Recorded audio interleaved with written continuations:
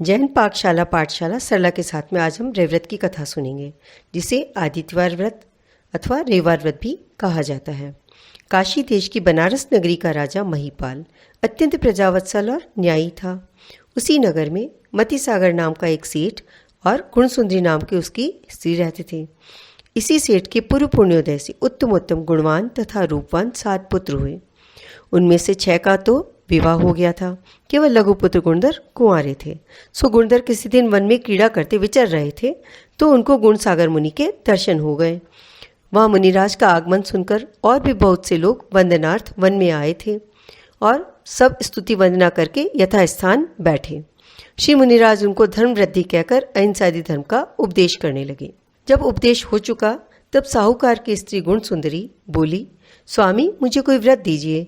तब मुनिराज ने उसे 5 अणुव्रत, 3 गुणव्रत और 4 शिक्षा व्रत का उपदेश दिया और सम्यक का स्वरूप समझाया और पीछे कहा, बेटी तो आदित्यवार व्रत का पालन कर। सुन, इस व्रत की विधि इस प्रकार है कि आषाढ़ मास के शुक्ल पक्ष में अंतिम रविवार से लेकर 9 रविवारों तक यह व्रत करना चाहिए। 1 आषाढ़ का, 4 सावन के और 4 भादों के। इस प्रकार 9 रविवार। प्रत्येक रविवार के दिन उपवास करना चाहिए या बिना नमक का अलोना भोजन एक बार करना अर्थात एकासना करना चाहिए। पार्श्वनाथ भगवान का अभिषेक और पूजन करना चाहिए। घर के सब आरंभ त्याग कर विषय कषाय भावों को दूर करना, ब्रह्मचर्य से रहना, रात्रि जागरण भजन आदि करना और ओम ह्रीम अरहम पार्श्वनाथाय नमः इस मंत्र की 108 जाप करना। इस प्रकार 9 वर्ष करके उद्यापन करना। और इस व्रत की तीसरी विधि इस प्रकार है। प्रथम 9 वर्ष उपवास करना, दूसरे वर्ष बिना नमक का भात और पानी पीना, तीसरे वर्ष बिना नमक दाल भात खाना, चौथे वर्ष बिना नमक की खिचड़ी खाना, 5वें वर्ष बिना नमक की रोटी खाना, 6ठे वर्ष बिना नमक दही भात खाना, 7वें और 8वें वर्ष बिना नमक की मूंग दाल और रोटी खाना और 9वें वर्ष एक बार का परोसा हुआ बिना नमक का भोजन करना, दूसरी बार नहीं लेना और थाली में छूटन भी नहीं छोड़ना। नवधा भक्ति कर मुनिराज को भोजन कराना यानी आहार दान देना और 9 वर्ष पूर्ण होने पर उद्यापन करना। सो 9 उपकरण मंदिरों में चढ़ाना, 9 शास्त्र लिखवाना, 9 श्रावकों को भोजन कराना, 9 फल श्रावकों को बांटना, पूजन विधान करना इत्यादि। इस प्रकार गुणसुंदरी व्रत लेकर घर आई और सब कथा घर के लोगों को कह सुनाई तो घर वालों ने सुनकर इस व्रत की बहुत निंदा की। इसलिए उसी दिन से उस घर में दरिद्रता का वास हो गया। सब लोग भूखों मरने लगे। तब सेठ के 7 पुत्र सलाह करके परदेश को निकले। सो साकेत यानी अयोध्या नगरी में जिनदत्त सेठ के घर जाकर नौकरी करने लगे और सेठ सेठानी बनारस में ही रहे। कुछ काल के पश्चात बनारस में कोई अवधि ज्ञानी मुनिराज पधारे।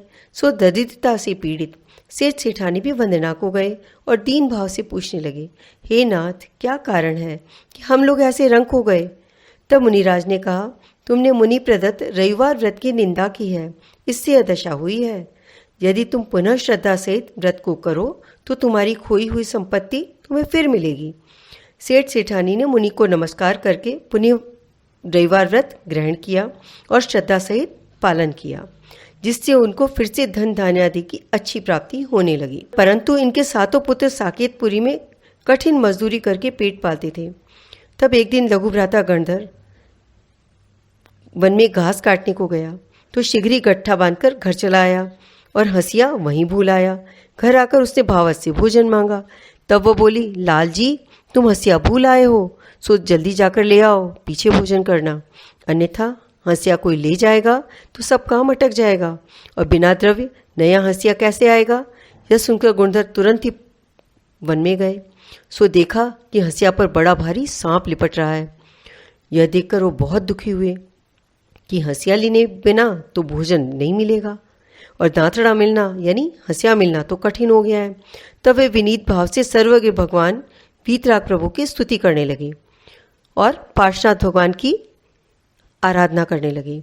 सो उनकी एकाग्र चित्त से स्तुति करने के कारण धर्मेंद्र का आसन हिला और उसने समझा कि अमुक स्थान में पार्श्वनाथ जिनेन्द्र के भक्त को कष्ट हो रहा है।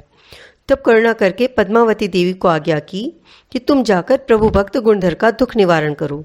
यह सुनकर पद्मावती देवी तुरंत वहां पहुंची और गुणधर से बोली, हे पुत्र, तुम भय मत करो। यह सोने का दांतड़ा और रत्न का हार तथा रत्नमयी पार्श्वनाथ प्रभु का बिंब भी ले जाओ। सो भक्तिभाव से पूजा करना, इससे तुम्हारा दुख शोक दूर होगा। गुणधर देवी द्वारा प्रदत्त द्रव्य और जिन बिंब लेकर घर आए, सो प्रथम तो उनके भाई यह देखकर डरे कि कहीं यह चुरा कर तो नहीं लाया है, क्योंकि ऐसा कौन सा पाप है जो भूखा नहीं करता है। परंतु पीछे गुणधर के मुख से सब वृत्तांत सुनकर बहुत प्रसन्न हुए और भूरी भूरी प्रशंसा करने लगे। इस प्रकार दिनों दिन उनका कष्ट दूर होने लगा और थोड़े ही दिनों में वे बहुत धनी हो गए। पश्चात उन्होंने एक बड़ा मंदिर बनवाया, प्रतिष्ठा कराई, चतुर्विध संघ को चारों प्रकार का यथा योग्य दान दिया और बड़ी प्रभावना की।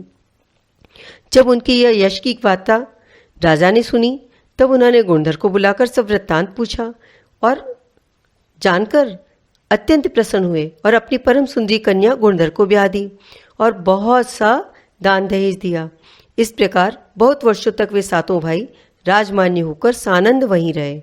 पश्चात एक दिन माता पिता का स्मरण करके अपने घर आए और माता पिता से मिले। पश्चात बहुत काल तक मनुष्योचित सुख भोग कर संन्यास पूर्वक मरण कर यथा योग स्वर्गादि गति को प्राप्त हुए और गुणधर उससे तीसरे भाव मोक्ष गए। इस प्रकार व्रत के प्रभाव से मति सागर सेठ का दारिद्र्य दूर हुआ और उत्तम उत्तम सुख भोग कर उत्तम उत्तम गतियों को प्राप्त हुए।